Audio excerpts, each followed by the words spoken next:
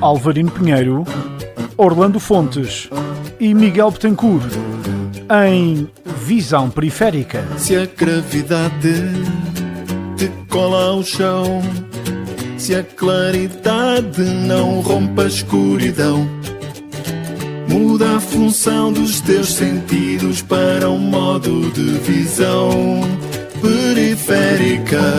Com moderação de Diogo Andrade, quinzenalmente às quintas-feiras, à 13h, no Rádio Clube de Angra.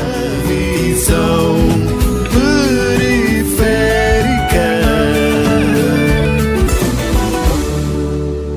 Muito boa tarde a todos. Nesta tarde de quinta-feira damos o pontapé de saída a esta hora na Visão Periférica, novo programa da Voz da Terceira, hoje excepcionalmente comigo, Pedro Ferreira, e com os habituais comentadores, Alvarino Pinheiro, Orlando Fontes e Miguel Betancourt, a quem cumprimento e agradeço a simpatia de me receberem neste espaço, considerando as férias do nosso Diogo Andrade, as mini-férias, isso no Rádio Clube de Angra é assim, não há 25 de Abril.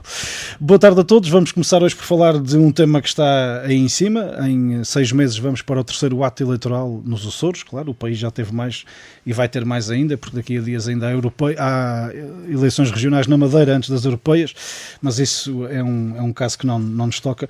Das eleições europeias foram entregues nesta passada terça-feira no Tribunal Constitucional todas as listas dos partidos e das coligações candidatas como sabemos, estas são umas eleições nacionais e, portanto, são eleições dentro do Estado-membro.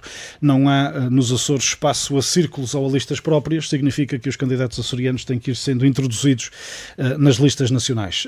Vários são aqueles que estão colocados em diversas posições, desde segundos até sétimos lugares, e outros que não conhecemos sequer nenhum candidato dos Açores nas listas.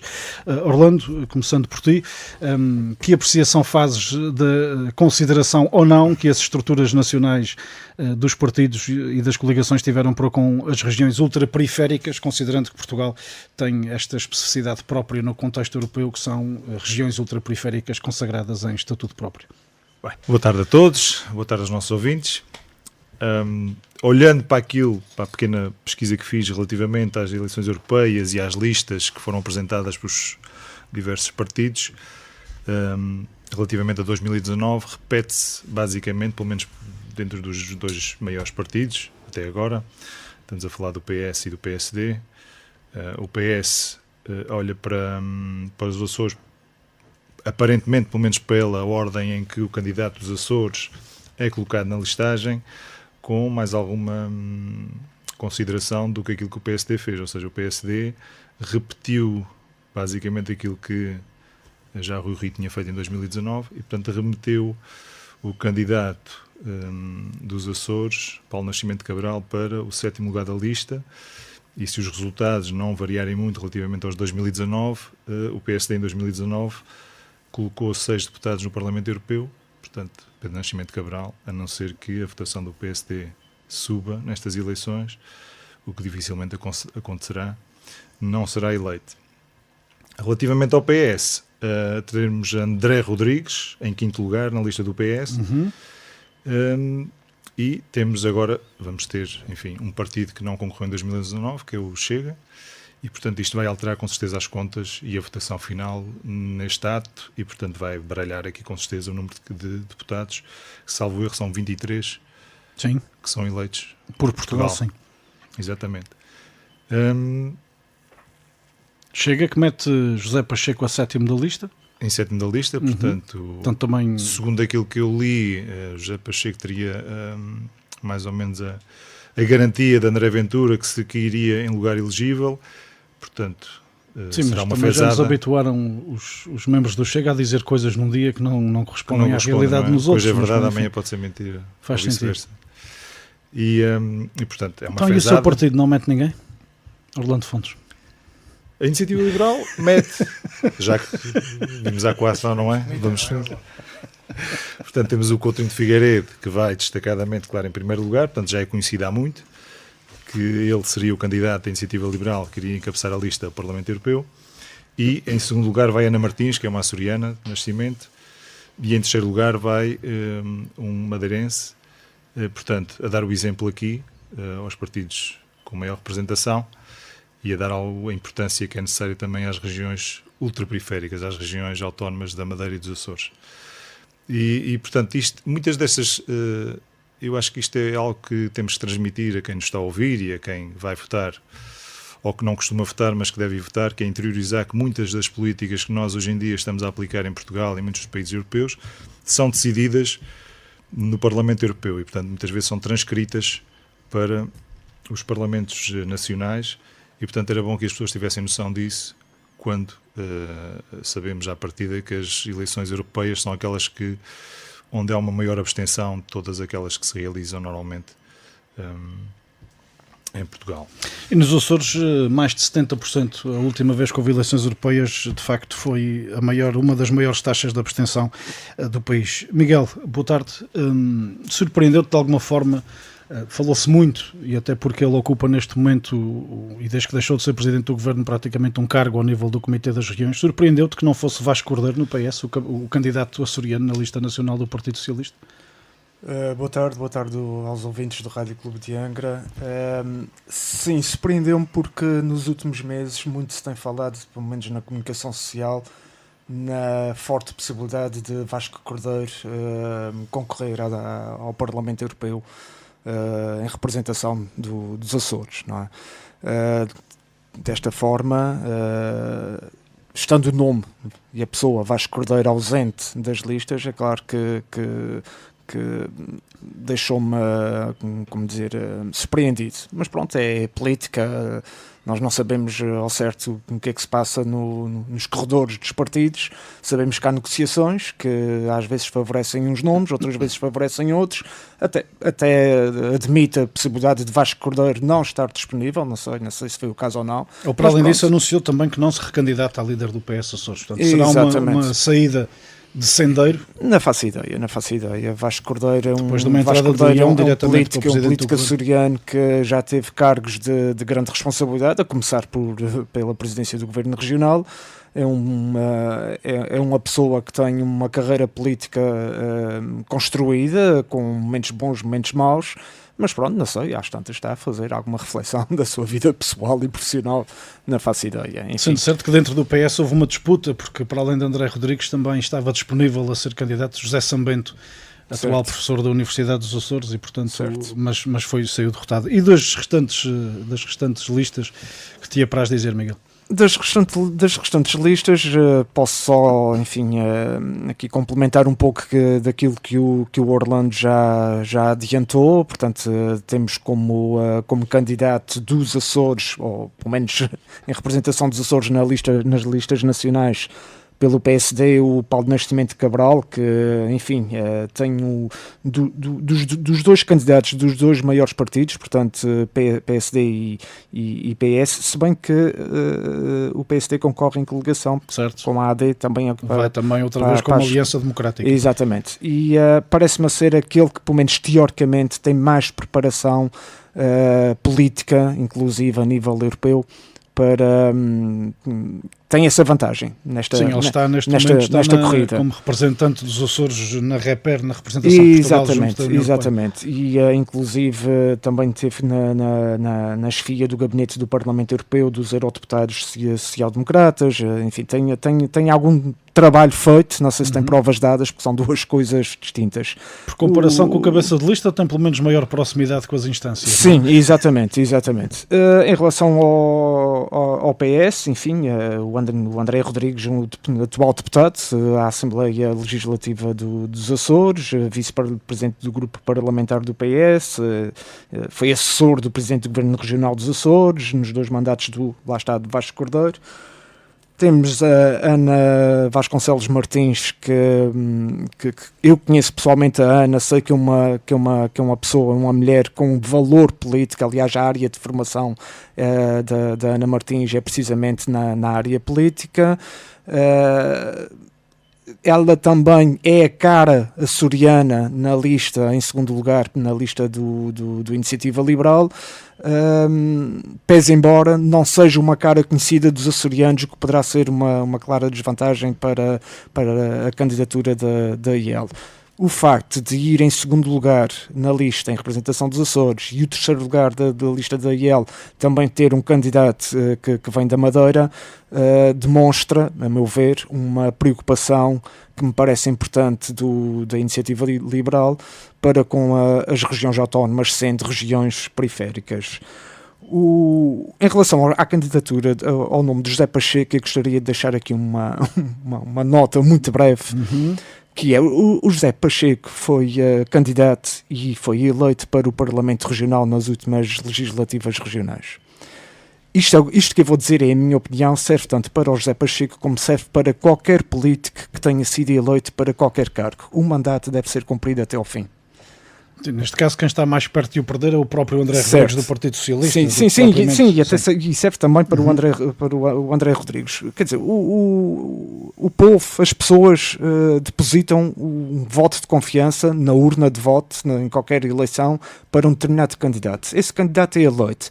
Na minha opinião, tem que honrar. Isto serve tanto para deputados que foram eleitos, por exemplo, para a Assembleia Legislativa dos Açores e terminaram o seu mandato a meio ou ainda antes disso para irem para câmaras municipais, serve para a Assembleia Legislativa Nacional, serve para qualquer eleição. Quer dizer, acho que é uma questão de princípio, a pessoa assume um compromisso, recebe um voto de confiança, deve cumprir esse compromisso até ao fim. Portanto, estava-me a referir concretamente ao José Pacheco, mas serve também para o André Rodrigues, serve para qualquer político. Isto, na minha ótica, não admito que possa estar errado e que as pessoas não possam concordar. De falar dos eleitores. Eu acho que sim. Em relação às eleições europeias propriamente ditas, historicamente há uma grande taxa de abstenção. Digamos que é o parente pobre das eleições em Portugal. Se já temos taxas de abstenção elevadas nas regionais, nas nacionais, nas autárquicas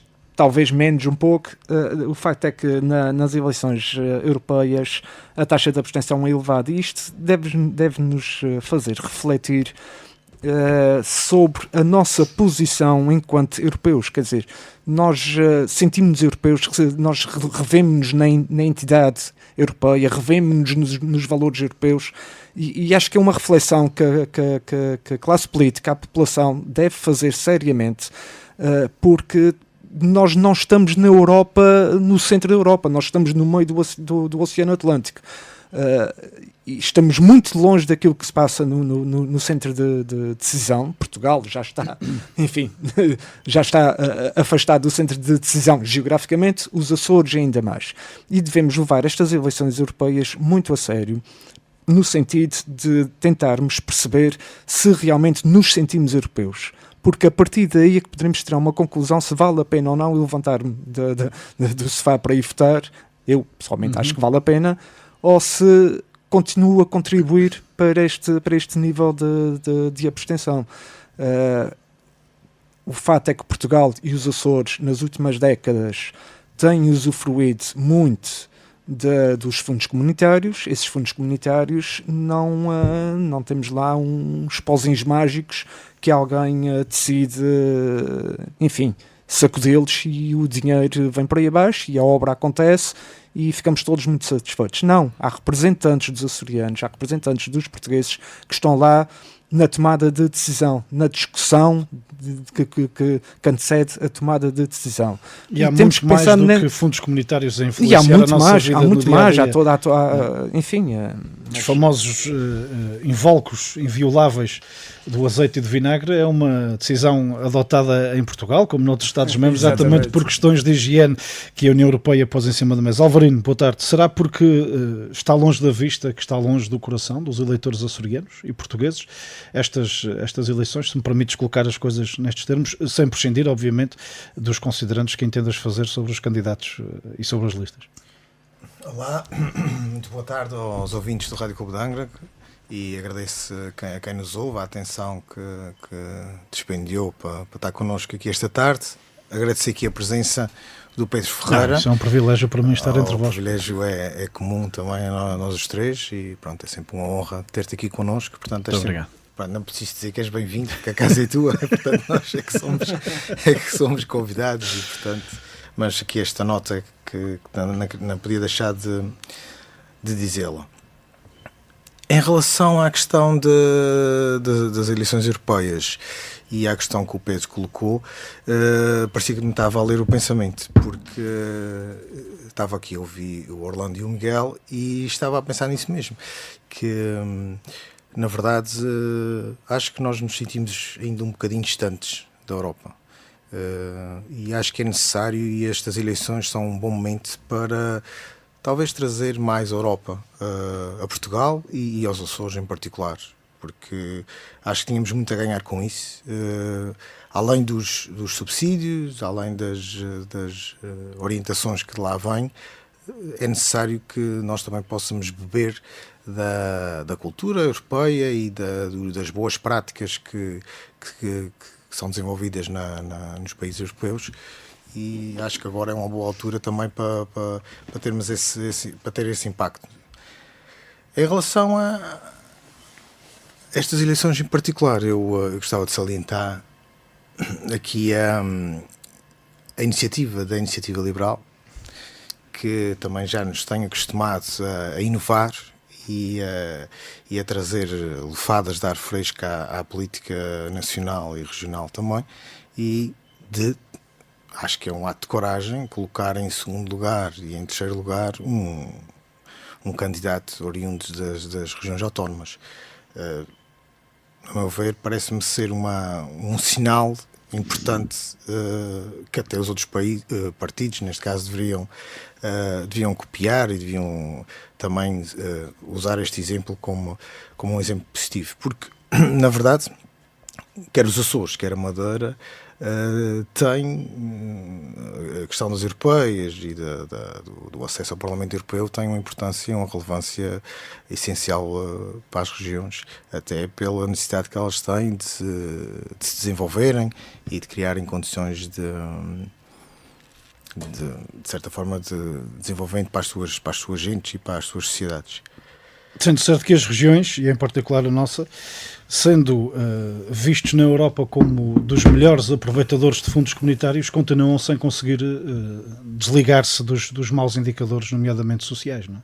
O que não deixa de ser uma espécie de antítese no processo, ou seja, dentro dos círculos europeus toda a gente reconhece que os Açores fazem boa utilização dos fundos que têm tido ao dispor, e são muitos, 1.000 milhões que têm sido utilizados ao longo dos últimos anos, particularmente em Betão, mas depois no que diz respeito às pessoas, a nossa qualidade de vida não anda por aí além, ou seja, em termos de melhorias no sistema de educação, em termos de redução da pobreza e das desigualdades sociais, dos problemas aos combates, enfim, dramáticos da nossa, com que nos enfrentamos todos os dias, não é? Das toxicodependências, das dependências genericamente, entre muitos outros, não é?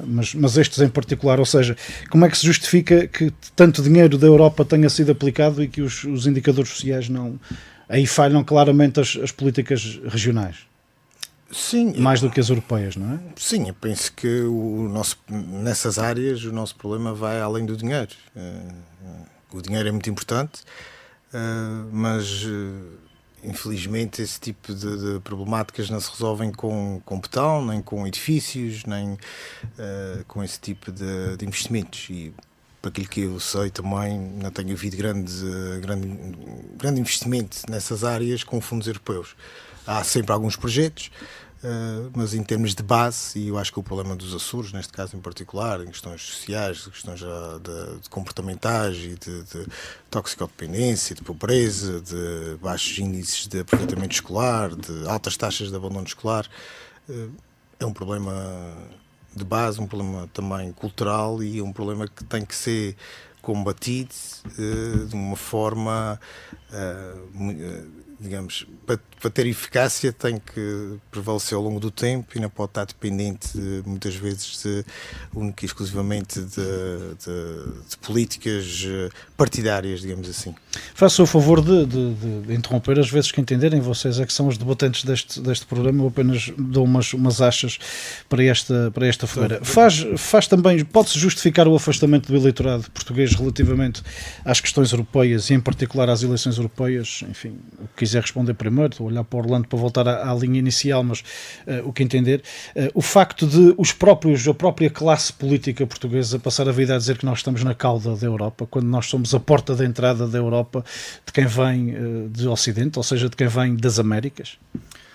Epá, isso é uma questão que há aqui um relacionamento que nós aceitamos tudo o que vem, não é? Mas depois estou-me a lembrar da questão dos Açores, quer dizer, embora a gente possa não se relacionar ou não ter essa identidade, ou não nos reconhecermos como europeus, enfim, no sentido lato da palavra, enfim, como pertencente ao continente europeu, não é? Porque estamos aqui nas ilhas, estamos numa Mas vocês que são homens viajados, enfim, permitam uma graça.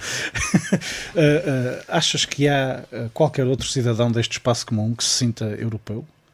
Não há sempre aqui, acima de tudo, uma questão nacional que continua a imperar sobre a questão comunitária? Analisando a história, quer dizer... Apesar da moeda única, do espaço sem A fronteiras... Europa está compartimentada em vários... mais arquipélago, passa a expressão, na Ilha Terceira, ou quando estás, por exemplo, numa das ilhas do Triângulo, em que tens a verdadeiramente aí, sim. Não é? Portanto, eu acho que o fato de estarmos afastados do continente europeu... nós inconscientemente sabemos que somos europeus, não é? Tal como somos portugueses, somos açorianos. E neste caso em concreto, penso que somos todos... não, tu és feialense. não somos todos portugueses. Enfim, uma mácula no seu percurso, mas o que foi o que se pode arranjar? Mas a nossa vivência, a nossa cidadania... não é propriamente uma cidadania europeia no sentido do dia-a-dia, da vivência, de estarmos numa capital europeia hoje e amanhã apanhamos o comboio e vamos em trabalho a outra capital. Vamos de Berlim a Roterdão, por exemplo. Não temos essa possibilidade. Eu lembro-me que... Mas podes ir a Lisboa a Porto. Posso fazer Lisboa a Porto, exato, mas estou sempre em território nacional. Eu lembro-me de uma das primeiras vezes que estive numa capital europeia e depois tive que fazer escala para outra antes de vir para Lisboa. Senti que fazia parte daquilo, não é?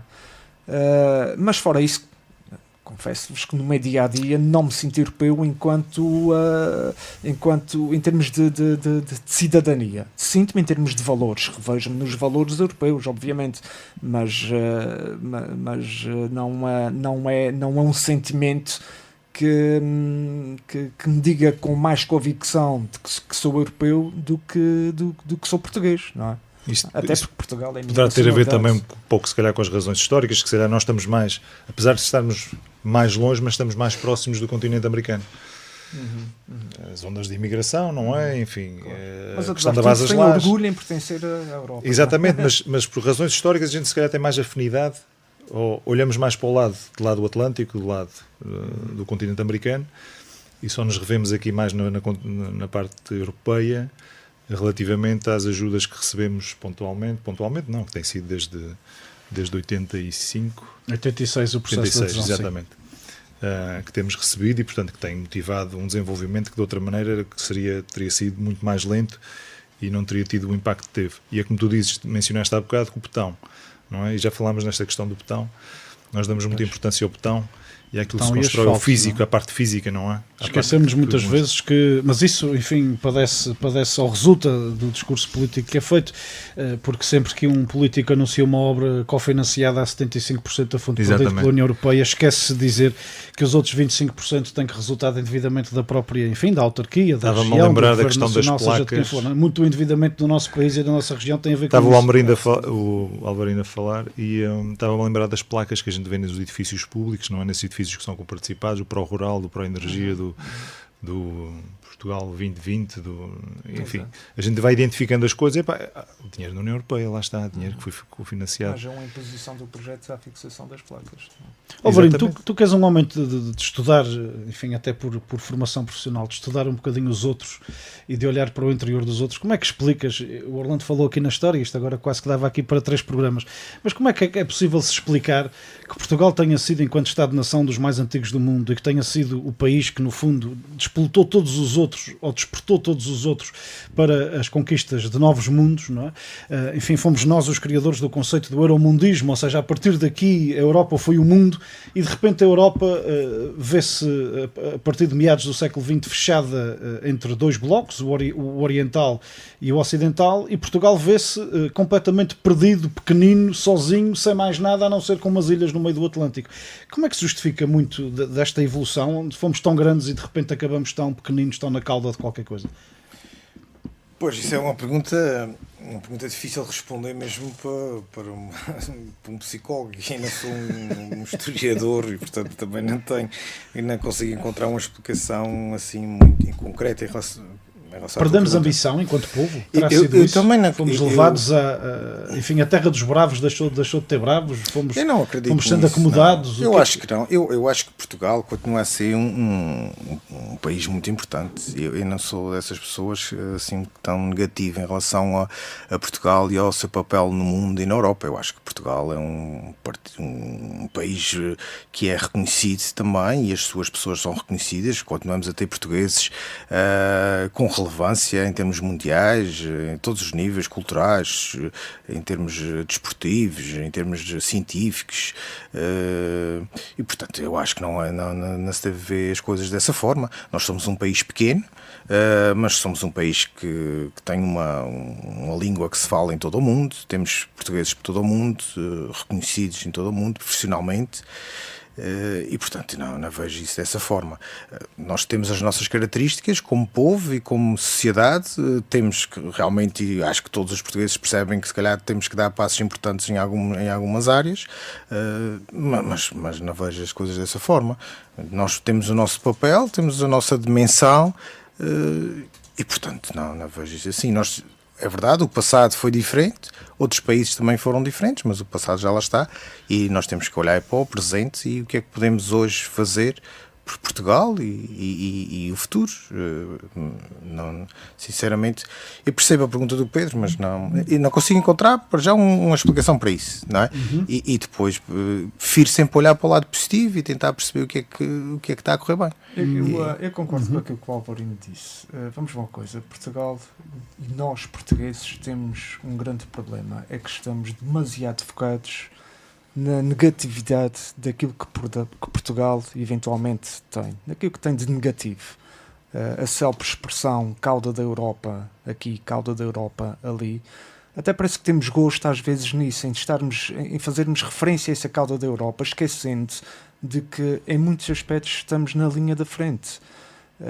E acho que falta-nos isso, falta-nos valorizar, não é esconder aquilo que está mal, não é meter debaixo do tapete aquilo que está mal, mas alto lá, temos coisas boas, vamos valorizá-las e vamos dar-lhes tanta atenção como damos àquelas que são más.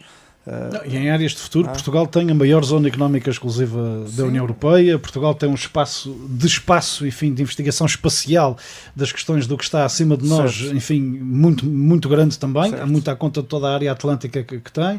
Portugal está numa relação próxima com os países de língua oficial portuguesa, portanto, quer os africanos, quer os brasileiros do lado de lá e outras Américas por onde se vai falando latino, pelo menos. Portanto, Portugal tem muito que dar à Europa. E Portugal não dá para perceber porque é que somos sempre eu acho que o problema já foi tocado. O problema já foi tocado por toda a gente e o Miguel agora voltou a referir isso, que é a questão da positividade, do valorizar aquilo que é positivo. E nós temos, eu acho que isto é um desidrato que nunca, nós temos uma classe política que se foca demasiado, lá está, na negatividade. Sim, mas se calhar e não temos soluções, e portanto não temos uma visão. O trabalho de alguma parte dela, talvez. E não temos uma visão para aquilo que queremos ser, não é? Para onde é que queremos ir. E portanto a questão do mar, não é? E lá está a tal importância que se dá às regiões autónomas, e não se percebe que o mar, lá está, foi aquilo que nos permitiu ir para além daquilo que nós somos. Sim, exatamente. Não ver o mar como uma limitação, mas como, enfim, uma expansão. Foi um fator de desenvolvimento, de expansão. E Portugal é reconhecido no mundo por causa do mar, não é? Foi o que nos permitiu expandir o português, a língua portuguesa, a cultura. Podemos falar disto agora que o Marcelo não está aqui, não é? Exatamente. E podemos falar nisto sem falar em retribuição, sem pagar a nossa dívida. Mas é isso, é assim. Não haver um objetivo, não haver, enfim, um desidrato comum que permita a Portugal saber para onde é que vai E, portanto, usando as mais-valias que nós temos, que é a questão do mar, que devia de ser sempre a primeira, não é? Porque nós, em território, somos realmente um país pequeno.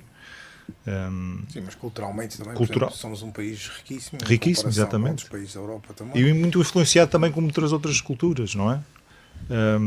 E tudo isso lá está, é fator que adveio dos descobrimentos, adveio da nossa posição no mundo, daquilo que nós trouxemos e daquilo que levamos.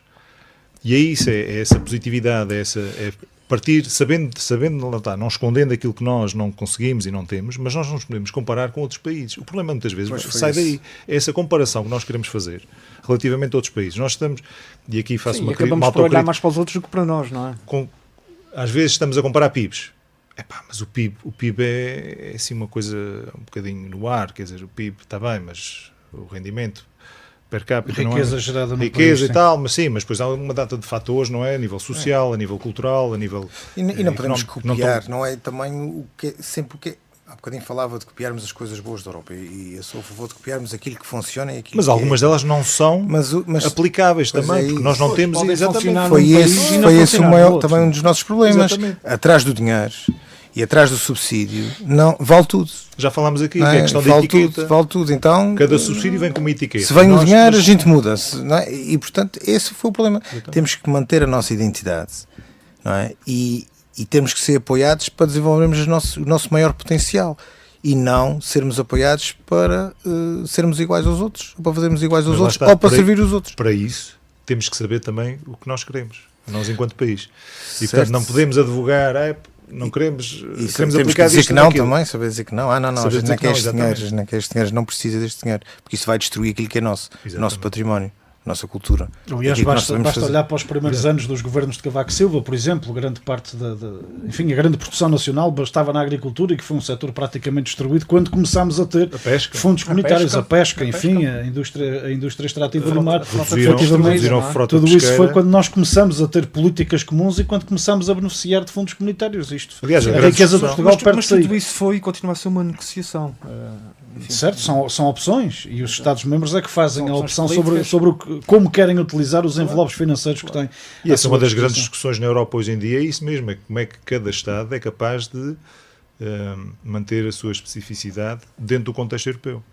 Ou seja, não ser contaminado, não ser contaminado por políticas comuns que depois não permitem a cada um dos países ter uma forma específica de as aplicar. Nós estávamos a falar da nossa identidade europeia, que é necessária. Nós somos europeus, a identidade europeia é necessária, mas, a meu ver, essa identidade nunca poderá sobrepor-se à identidade nacional.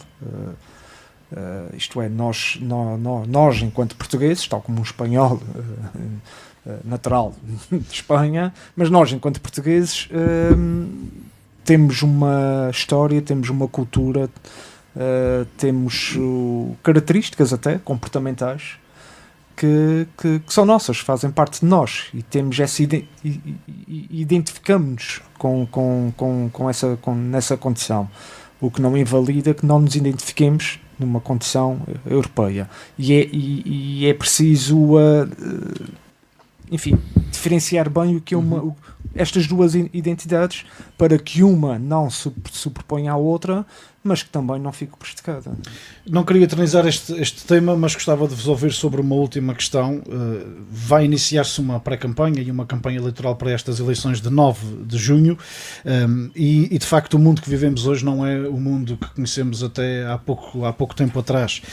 Nós temos uma guerra na fronteira, enfim, oriental da União Europeia, com um país que está a ser invadido por outro e que se calhar rapidamente, enfim, também por questões diplomáticas será incluído no processo e no projeto da própria União Europeia, e nós temos do outro lado do Atlântico uma disputa eleitoral também nos Estados Unidos, onde há possibilidades, porque ele é um dos concorrentes de Donald Trump voltar a vencer eleições para a presidência dos Estados Unidos, sempre com um discurso que já no seu último mandato teve, de que é preciso a Europa, e nomeadamente aqueles que são países membros da NATO, aumentarem a sua comparticipação para efeitos de defesa. Faz sentido, na vossa opinião, que comecemos a pensar enquanto europeus, ou seja, comecemos na acessão lata de que temos todos os europeus que pensar nisso, obviamente aqueles em quem delegamos as responsabilidades de determinar estas coisas, que haja um reforço ao nível da própria estrutura de defesa dos 27, para já, Estados-membros da União. Sem dúvida. Eu idealmente diria que não. Idealmente. Portanto, és apologista do polícia do mundo, que os Estados Unidos são capazes de ser... Eu quando digo idealmente o ideal era não haver essa necessidade. Sim, por uma questão pura e dura de que estávamos todos bem. Exato, chamemos-lhe utopia. Certo. Chamemos-lhe utopia. A verdade é que a Europa atualmente vive, enfim, riscos sérios, inclusive a nível de ameaça territorial. Portanto, a guerra, a invasão da Ucrânia por parte da Rússia não é uma guerra que está longe, não, está à porta da Europa. E o líder russo, Vladimir Putin, já deu provas e já afirmou que poderá não querer ficar por aí. Sim, aliás, com a inclusão da Finlândia na NATO, já lá pôs ele na fronteira finlandesa, exato. russo-finlandesa. Suécia, tudo isso. Portanto, um arsenal grande. Exato. E a Europa vive. Mas atenção, Vladimir dias. Putin é presidente russo há muitos anos e há muitos anos que vem avisando sobre isso. Sim, vem avisando e ele é presidente russo, mas não é já ele vimos isso também na Guerra Fria, com a questão dos mísseis de Cuba e dos mísseis e não é de ele quem manda sozinho em Moscou. Agora não digo, queria dizer o nome, não interessa. Além disso, a Europa também, economicamente e financeiramente, tem grandes potências. Tem a Alemanha, por exemplo, a França, a Itália, de certa forma, mas comparadas com o Oriente, China, Japão e com os Estados Unidos, financeiramente e do ponto de vista económico, a Europa também já terá visto dias melhores e não se perspectiva que os venha a haver, pelo menos tão cedo. Isto a juntar à ameaça geográfica deixa a Europa numa situação complicada caso o candidato Donald Trump sim, porque ele consiga já foi realmente convencer o Congresso norte-americano nos orçamentos de defesa, ou então nós deixamos ficar por vossa conta. Não? Exatamente. Se bem que depois na política norte-americana o presidente é o dono do mundo, passa a expressão, mas não faz o que quer porque há um Congresso que é altamente volátil e muitas vezes... Aliás, viu-se agora com o retardar deste novo envelope financeiro de apoio à Ucrânia. Mas enfim... A Europa vive momentos em que me preocupam, francamente. E aí sim sinto-me mais europeu do que noutras situações. Este conflito, esta invasão da Rússia por parte na Ucrânia, pôs a nu uma das deficiências, lá está, da Europa, que foi um desinvestimento na parte da defesa. Claro. Ao longo de muitos anos. Mas isso resultava de um autotrauma, não é? Exatamente. Depois do nazismo, mas nós tínhamos a noção. Era preciso desmilitarizar essa gente. Nós tínhamos a noção que conseguíamos, enfim, civilizar o ditador Putin através da parte económica. Enfim, e ele também percebendo isso, não é? Tanto que os países mais industrializados da Europa tinham, basicamente, todo o gás era fornecido pela Rússia. E, portanto, houve aqui uma tentativa de romantização, enfim, de um ditador, e portanto nós, através da parte económica, nós temos tudo controlado, e fomos descartando os sinais que vinha dando relativamente à Crimeia em 2014, e portanto não se fez nada nessa altura, e foi basicamente darmos uma carta branca para que ele continuasse a adquirir mais território na parte ucraniana. E esse investimento, e hoje está-se a ver isso, ou seja, os russos continuaram a investir principalmente na parte de espionagem, e continuaram a investir na parte continuaram sempre, de alguma maneira, a minar as sociedades ocidentais, através de políticos, de financiamento de partidos, de políticos, de determinadas organizações, e hoje chegamos à conclusão que, afinal, enquanto nós achávamos que os podíamos convencer através do argumento económico, eles estavam a preparar tudo o que está a acontecer hoje em dia. Claro, com agravante, permite-me... Portanto, fomos bastante negligentes. De que os princípios europeus da União Europeia não são princípios que se cruzem ideologicamente com aqueles que o Kremlin tem estado a fazer, a aplicar. Sim, e o problema é um problema das democracias, que é que nós temos que viver com a opinião, ou seja, os nossos políticos têm que viver com a questão da opinião pública, enquanto que um autocrata não é normalmente dita aquilo que é para ser feito e, portanto, a nível central as coisas são decididas e não há mais discussão sobre o assunto. Embora o perigo, nunca se sabe bem de onde é que vem o perigo, não é?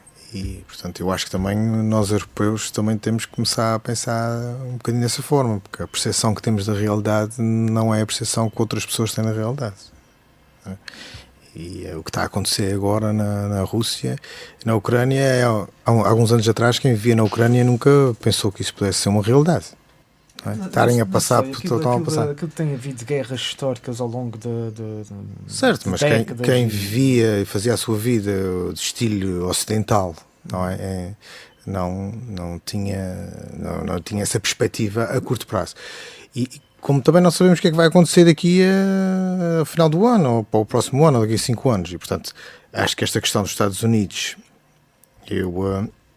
eu fico sempre um bocadinho preocupado o que é que vai acontecer aos Estados Unidos, porque na verdade se os Estados Unidos decidirem, olha, vocês desenrasquem-se, porque nós temos aqui os nossos problemas também e temos que os resolver e vocês europeus têm os vossos e resolvam-se. E de certa forma também não deixa de ser uma perspectiva possível.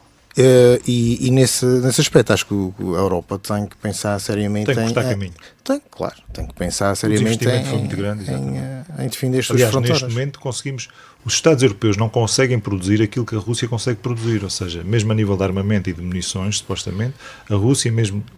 Já nem bem os Estados Unidos, muito do armamento já tem que passar pela China. Eu vou ter que cortar aqui este papel chato do moderador.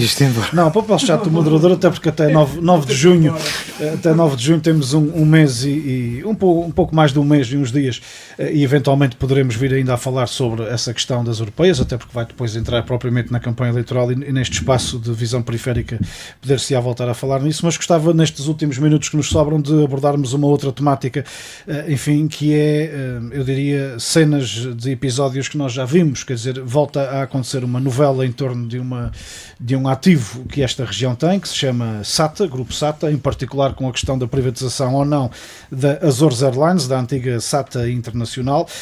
Este mês de abril foi profícuo em desenvolvimentos desta novela, desde logo, e voltando se calhar um pouco atrás, o processo de privatização começou ainda durante o ano passado, foi interrompido quando deixou de haver orçamento para 2024, exatamente com este argumento, não há orçamento, não é legítima a tomada de decisão sobre esta matéria, que estava inclusivamente inscrita em orçamento da região, mas o que é certo é que nós continuamos a não ter orçamento, porque ele ainda não, só esta semana é que foi entregue a proposta de orçamento no Parlamento açoriano, portanto só eventualmente em fins de maio, inícios de junho é que será aprovado, só lá para fins de junho é que estará em vigor o orçamento de 2024, e há um conjunto de decisões que foram sendo tomadas na SATA e sobre, em concreto, o processo de privatização da Azores Airlines. Desde logo, um júri que diz que as nossas conclusões estão aqui, dá uma classificação a um dos candidatos que deixa ir até ao fim do concurso, mas depois levanta dúvidas quando entrega o caderno, enfim, de encargos à administração. A administração,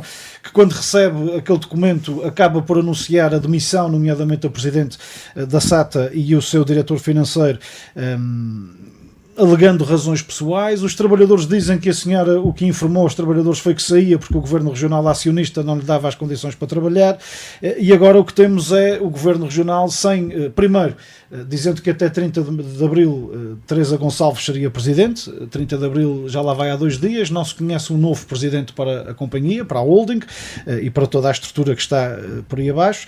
Não se conhece a decisão do governo ainda sobre o processo de privatização, sendo certo que Teresa Gonçalves, antes de sair, disse que era importante privatizar, mas que era melhor que não fosse este processo de privatização.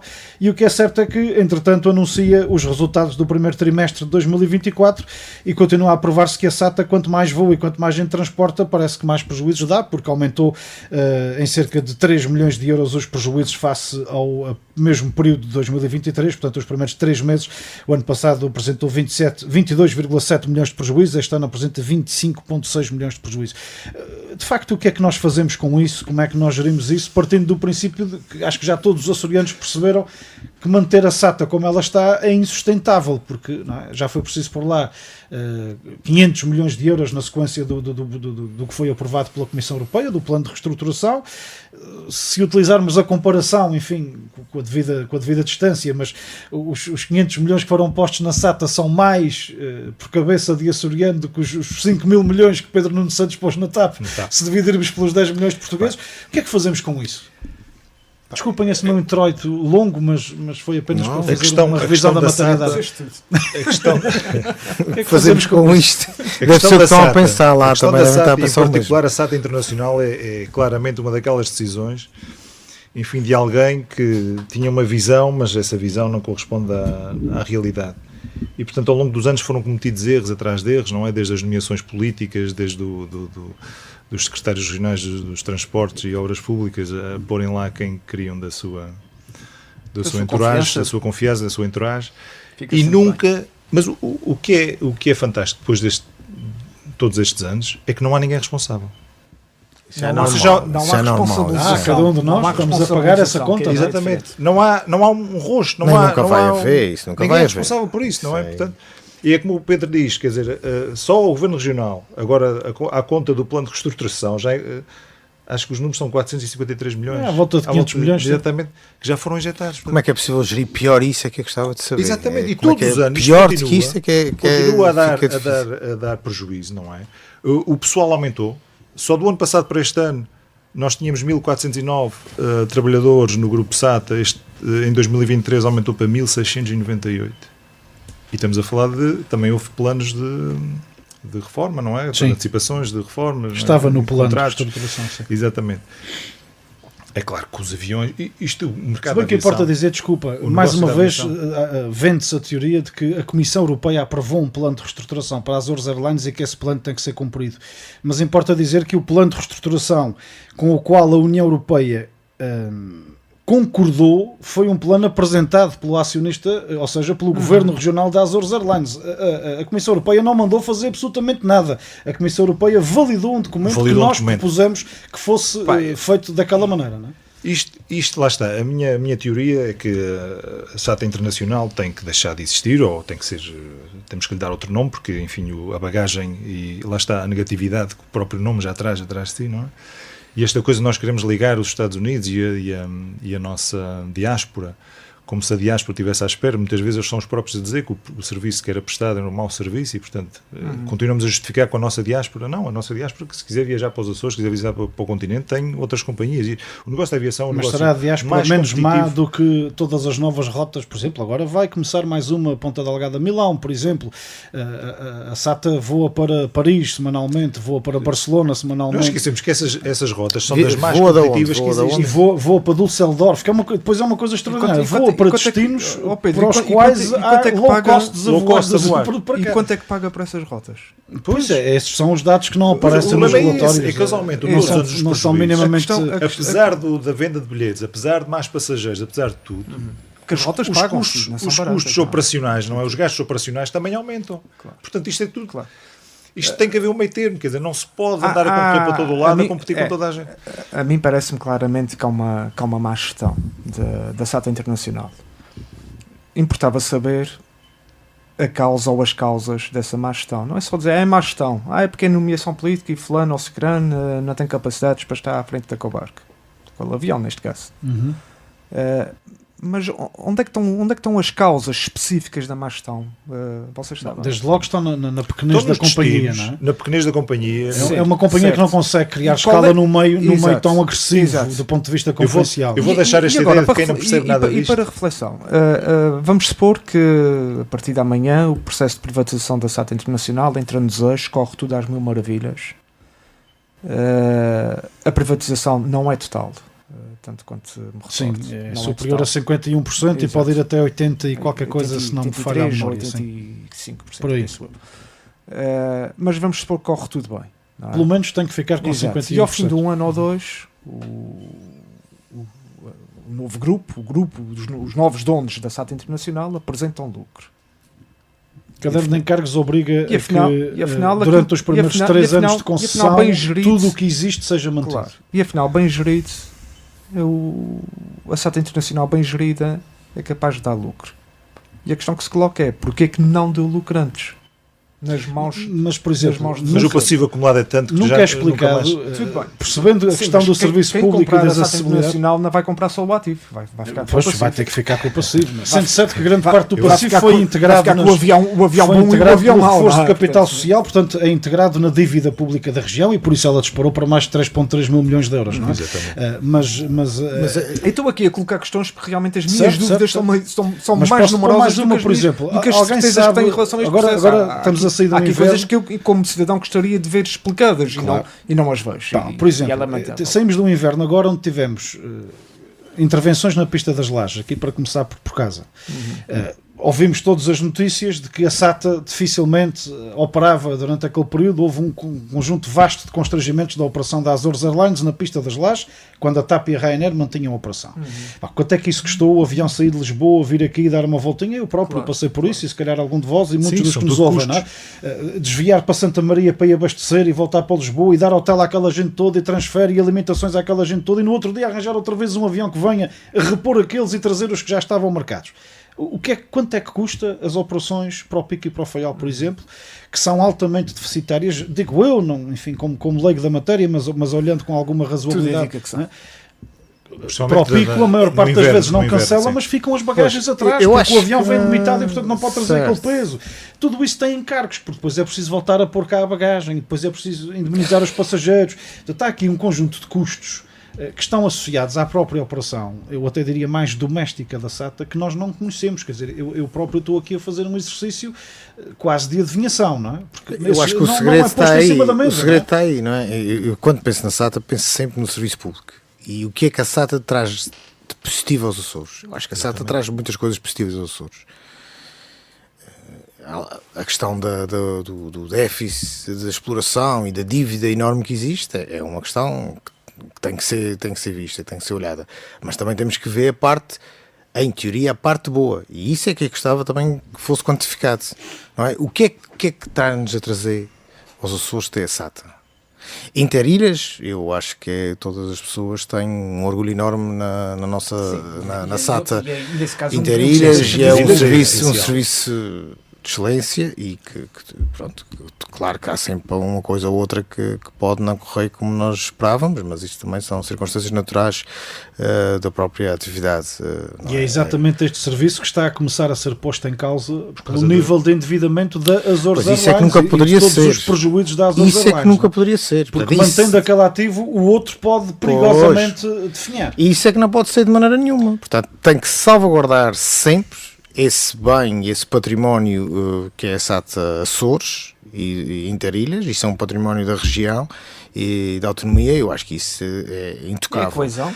Da coesão e até melhorar, e melhorar. Se para isso tínhamos que abdicar da SATA Internacional, eu abdicaria para melhorar até o serviço Interilhas de aviação. Mas também não sou especialista na área. Não sei, se alguém me conseguir convencer que ter uma companhia aérea é uma mais-valia para a economia dos Açores todos, não só de parte dos Açores, mas de todos os Açores e de todos os açorianos, então aí se calhar podemos conversar sobre isso. Agora, neste momento o que se vê é uma companhia que trabalha em termos da companhia da SATA Internacional, não é? Que tem um peso, uma dívida que é incomportável. Os Açores, isso é impossível. Mas Quer lá dizer, está, continuar como nisso, tu dizias, isso é muito impossível. importante e o peso que ela tem. Então, seria simples reduzir a operação e fazer ligações ao continente europeu, não é? Ou mesmo só a Portugal, através desses aviões. E, portanto, deitar por terra todas essas operações, porque estas operações, quando são lançadas, esta do Düsseldorf, Milão, não sei o quê, normalmente o retorno disto não acontece no ano em que a rota é lançada. porque vais Sim, ter como é que óbvio, não é? dinamizar Como é óbvio. essa rota. E portanto, só ao fim de 2, 3 anos, 4 anos, provavelmente é que vais ter algum retorno. sobre Começa isso. de facto a haver aqui uma tentativa de concorrência da SATA com outras companhias que não faz Que não praticamente faz sentido, porque não é? tem melhor gestão. Lá está, iniciar uma rota para Düsseldorf quando a Air Berlin, e resta saber se a Air Berlin virá de Düsseldorf com apoios da Visita Açores, que se calhar ainda há algum contrato, programa de promoção do destino com a Air Berlin, nunca se sabe, não é? Como há com a Ryanair para voar para aqui. Quer dizer, Mas as é coisas preferível, se calhar, começaram. um contrato que nós sabemos quanto é que pagamos e é tanto, e pronto, e estamos a investir naquela rota para termos. Estamos a voar de Madrid quando temos a Ibéria a vir de Madrid. Do que ter uma companhia que nunca se chega a perceber bem onde é que vai parar a dívida, não é? Sem perceber, mas vou lançar a ideia. Porque aqui há uns anos a falar com um piloto da Emirates que veio cá passar férias. Ele dizia, pá, isto era fantástico. O nosso Orlando é sempre à grande. Pum, Emirates lá para Era cima. fantástico. Não, mas é que ele olhou para as condições da Avião grande, já que é para ir, vamos a um avião. não é? Da base das lajes. Ele disse, isto que funcionava aqui no hub. Ou seja, nós estamos a meio caminho, mais coisa menos coisa, entre o continente americano e o europeu. Um hub aqui, ou seja, que fizesse as ligações, lá está, das companhias que não querem voar no Atlântico, mas que seriam capazes de entregar os passageiros aqui. E se calhar dava certo. Se calhar podia ser uma ideia a Aliás, tentar. consta que a única rota que não dá prejuízo à SATA é de Boston para a praia, que faz paragem. Exatamente, portanto, a em Airbus Portugal. agora com os 321 não é LR, que é os long range. Os imigrantes açorianos de Boston não Um gostam avião. muito propriamente de vir neste voo, mas os cabo-verdianos adoram vir na Azores Naquele voo, Airlines, com certeza. fazer uma paradinha em Ponta Delgada. Ainda levam uns queijos, umas queijadas da vila, que eu já os vi lá embarcar com os sacos e seguem para a praia. Isto está. E este está sempre cheio. Mas, de facto, quer mas no deve sentido haver de- muitas pessoas especialistas nisso. Nós estamos para aqui, mas o que me impressiona Não, é mas isso foi a que primeira há de haver coisa que pessoas dissemos, pagas, não há de haver percebemos pessoas pagas, não é? Tantas Para pagas pensar e nisso, costumam, não é? e costumam estas coisas. Não, mas Não, tantas, e não- até e- aquelas e- que compraram os cachalotes estavam pagas para Mas pensar há nisso. pessoas pagas para pensar não é nisso. preciso sair do grupo SATA para encontrar vozes garantidamente. que Haverá gente têm muito conhecimento de causa, desde os pilotos aos técnicos das oficinas, que essas vozes têm sido ignoradas nos últimos anos em relação à gestão da SATA Internacional. A própria, não sei se é Comissão de Pilotos, agora não venho. Comissão de Trabalhadores. A comissão, sim, Ou a sindicato, há a ou- Comissão de Trabalhadores e há um grupo de pilotos que, eu lembro-me, foi algo já há algum tempo, que apresentou estudo. Sim. e apresentou à administração da SATA Internacional, e esse estudo, pura e simplesmente, nunca foi tido em conta. E tanto quanto sei, por conversas que tenho com pessoas que estão mais à vontade do que eu neste assunto, dizem-me que teria valido a pena esse estudo ser levado a sério por parte da administração da SATA e inclusive por parte do governo regional. Não acontece. Acho que é outro problema da gestão da SATA Internacional neste contexto de crise económica ou financeira da empresa, é não ouvir os técnicos, os trabalhadores, aqueles que no dia a dia estão no terreno, estão na pista, estão nas aerogares, estão nas cabines de voo, mas pronto, enfim. É o que é. É o E que esta é. voz serena acaba por nos indicar que está no ponto final, está na hora de pôr um ponto final nesta visão periférica. Como foi tão bom estar na vossa companhia, 56 minutos esgotaram-se assim num ápice, nem demos propriamente por eles, e ainda não almoçamos, mas também não sentimos fome ainda, o que é ótimo, significa Exato. que estamos de facto muito entretidos, mas temos o tempo. É o maior carrasco dessas nossas tertúlias. Muito obrigado aos três por me terem recebido Obrigado. aqui. Será Sempre Foi um prazer, um Pedro. privilégio Sempre poder um vir gosto. mais vezes ter convosco. Alvarinho Pinheiro, Miguel Betancourt Obrigado, e Pedro. Orlando Fontes. Foi o Visão Periférica desta quinta-feira. Fica a partir deste momento também disponível nas multiplataformas do Rádio Clube de Angra. Boa tarde.